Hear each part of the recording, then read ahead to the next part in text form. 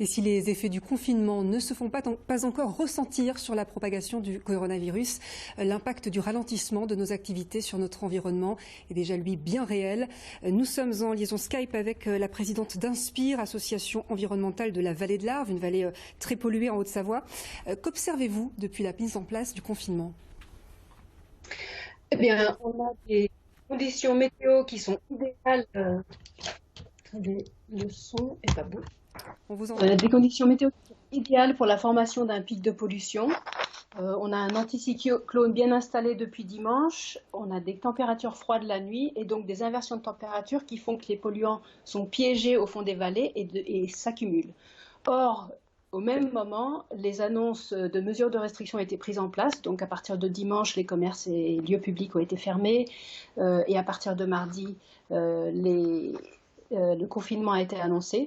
Donc, on a une pollution qui reste très basse, alors qu'on devrait tendre vers les pics de pollution de 50 microgrammes, 80 microgrammes. Aujourd'hui, hier, on était à 13 microgrammes par mètre cube d'air, c'est-à-dire des niveaux qui sont tout à fait bons pour la santé. Cette situation inédite, elle intéresse beaucoup, j'imagine, les scientifiques qui travaillent sur ces problématiques de pollution. Alors pour nous, c'est vraiment une situation inédite et c'est vraiment le moment justement d'analyser tout ça finement, de voir quelles usines ont été fermées, quel niveau de trafic subsiste, parce qu'on a une baisse conséquente du trafic, de nos déplacements, du trafic international. On a aussi une baisse de l'activité touristique.